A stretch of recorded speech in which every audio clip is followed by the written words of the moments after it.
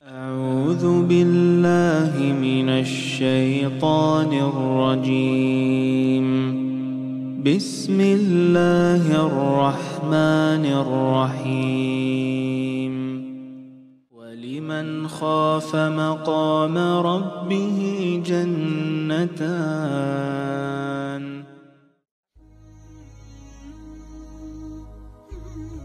Assalamu alaikum ve rahmetullahi ve berekatuhu süyümlü kızlarım. Ustaz Ali Tantavi'nin Ey Kızım kitabıdan dersimizni davamlaştırımız. Tamçılar. Hemmimiz bizni tunumağallar nazarida addi adamlarimiz. Haset kılgıçılar nazarida mağrur görünmez. Bizni düşündüğallar nazarida bolsa acayip adammiz. Bizni yaxshi ko'rdiganlar nazarida bo'lsa, eng yaxshi, yoqtirmaydiganlar nazarida yomon odammiz. Har kimning o'z nuqta nazarlari bor. Boshqalar oldida yaxshi ko'rinishga urinib o'zingizni charchatmang. Allohning sizdan rozi bo'lishi yetarli. Odamlarni rozi qilish yetkili bo'lmaydigan arzu. Allah'ның razılıqıga erişip olsa, tərik etsek bolmaydıgan məqsəddir. Bəs, yetkili bolmaydıganını tərik etib, tərik qısaq bolmaydıganğa erişin.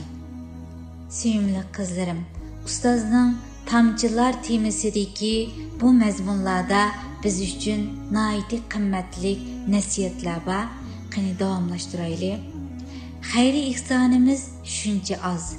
İhtiyacımız, so'raydiganimiz bo'lsa shuncha ko'p. Kimning onasi yoki otasi hayot bo'lsa, uning uchun jannat ishki uchuq ekan. Uchuq jannat ishki oldidan kimmi kirmasdan o'tib ketadi. Hidoyat yo'llaridan mening. Bu yo'lning yo'lovchisining ozligi sizni aldab qo'ymasin. Zalolat yo'llariga kirmang. O yo'lning yo'lovchisining ko'pligi sizni aldab qo'ymasin. Ular Yusuf alayhisalomni o'ldirishni xohladi. Biroq u o'lmadi. Qul qilib setibatdi.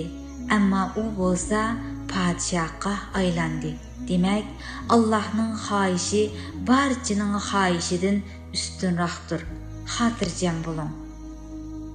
Bir do'stimning uyiga ziyoratga borgan edim. O salih Rabbani şeyhlerden idi. Yığılışımızda onun oğlunun acayip iki dostu hem var idi. Şam'a erzan çıktı. Hemimiz namazga hazırlandık. Ama yigitlerden birisi hiç müdürlemedi. Şeyh o yigitke namaz okumam sen dedi. O taharetim yok dedi. Şeyh ana su dedi. O yigit rahmet taharet edişini halmayman dedi. Şeyh, taharet ediş asan, onun da capa yok dedi. O yigit, yak rahmet. Biz özümüz o yigitsiz şam namazını okuduk.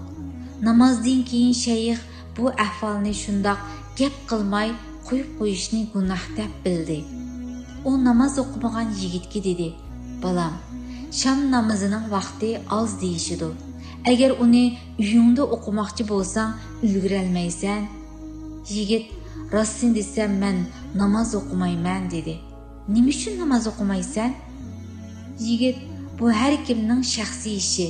Boshqalarning buningga aralashishga haqqi yo'q. Men hech kimga yomonlik qilmayman. Birasining milini o'g'irlamayman.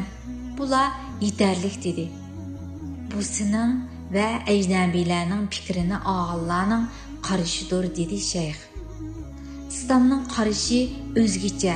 İslamda bir musulman başqa musulman qeyrinishini to'g'ri yo'lga boshlash, uningga nasihat qilish, yomonlikdan to'sishi vojib bo'ladi. Yigit din deganlik namoz deganlikmi deb so'radi. Suhbatga men aralashdim. Shundoq, din deganlik namoz deganlik. Faqat islomda emas, barcha dinlarda shundoq. Dunyoda qandaqlı bir din bo'lmasin, uningda ibodat bor. Hatto batil dinlarda ham ibodat bor. Dinda ibodat bo'lmasa, u nima? U usul o'ynash, haykal yasash, xohlagancha yashash emas-ku. Sheyx sizni Allohning yo'liga chaqiryotdi. Buni o'zlari to'qilib olgan emas. Yigit, men namozning farzligini inkor qilmayman. Men namoz o'qishni xohlayman. Ammo ba'zi namoz o'qiydiganlarni ko'rib, namoz o'qishni yomon ko'rib qolman. Bizning maktabda namoz o'qiydigan bir do'stim bor. O'zi hiylagar, omonatga xiyonat qildi, yaxshi yo'lda mangmaydi, dedi. Men uningdan so'radim. Shuning uchun namozni tark qilganmisiz? Ha, dedi yigit. Undaq bo'lsa, nima uchun yeb ichishni ham tark qilmadingiz? dedim. U yigit, nima uchun yeb ichishni tark qilman? Chunki yeydiganlarning ichida ham o'g'irlar, xoinlar bor, dedim u yigitga. Mening ular bilan nima ishim bor? Yeyish zarur tursa, uningsiz tinimiz tirik turolmaydi.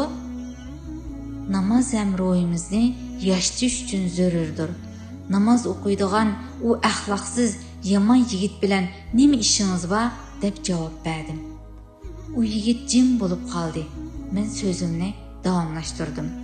Siz shu namoz o'qiydigan xiyonatkor do'stingizni namoz o'qiyotdi deb hisoblamsiz? Albatta, dedi u. Yo'q o'g'lim, u namoz o'qimayotdi. Namoz insonni gunoh, buzuq ishlardan cheklaydi. Bu Allohning so'zlari. Allohning rasuli sallallohu alayhi va sallam u oyatni sharhlagan. Kimning namozi uni gunoh va fohish ishlardan to'sib qolmasa, uning namozi riyo uchun, o'zini ko'rsatish uchun namoz o'qibdi degan. Bu bo'lsa insonni Allohdan yiroqlashtirdi xolos. Boshliqning oldiga har soatda kirib chiqadigan katib sirtda uningga qarshi gap qilsa yoki boshliqqa to'sqan ishlarni qilsa, buyruqlariga xilof ish qilsa, ahvoli nima bo'ldi u katibning?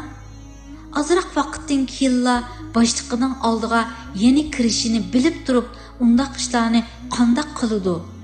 Xuddi shuningdek o'zini Allohning huzurida turgandek his qiladigan, uning huzurida 5 vaqt namoz o'qiydigan kishi qanday qilib fohisha va munkar ishlarni qiladi? Shuning uchun Rasululloh sallallohu alayhi va sallam namozni mu'minning ishkining oldidagi o'stanga o'xshatgan. U o'standa har kuni 5 qitim yuyingan kishining badanida kir qalamdi. Sizning do'stingiz namoz o'qimagan, garchi u qiroat qilib, zikr qilib, zohiriy arkonlarni bejirgan, vojib sunnatlarni ado qilgan bo'lsa-mu, uningda ixlos va qalb hozirligi bo'lmagan. Bularsiz namoz xuddi ruhsiz jasadga o'xshaydi, dedim u yigitga. Suyimli qizlarim, ustozning yozmasidagi bu yigitning fikrlari kunimizdagi ba'zi qiz o'g'illarimizda ham saqlanib kelyapti. O'g'il qizlarimiz dunyoga qor ko'zoynak bilan qaraydi-da, buzg'unchilik, yovuzlik, musulmonlarningki ahvollari, musulmonlar qiynalyapti, urush bo'lyapti, har yerda bo'lsa musulmonlarda bir qiyinchiliklar bo'lyapti deb qaraydi. Buning bilan iymondagi tavrinish ham e'tiqoddagi bir shubha bilan musulmon bo'lib mengayotgan qiz-o'g'illarimiz bor. Savollarimizga ustoz o'zining kitobida ajoyib fasohatlik javobni beribdi. Shuncha fasod bo'lgan jamiyatdan Ibrohim alayhisalomni chiqardi Alloh taolo. Rasululloh sallallohu alayhi va sallam kelgan davrdimi qanchalik fasodlar bordi. Shundaq muhitdan sahobalar yetishib chiqdi. Demak, e'tiqodimiz hech qanday shubhalanmaydigan mustahkam bo'lishi. Azroq shubha bo'ldikan, u e'tiqod bo'lmaydi qizlarim. E'tiqodni tushungankanmiz, uningga yarasha amalimizmi bo'lishi lozim. Bugungi darsimizning savoli: namoz haqiqatan qabih ishlardan va gunohlardan to'sidi degan oyat qanchinchi sura, qanchinchi oyat? Qani bu savolimizga kim eng tez va eng to'g'ri javob bera oladi.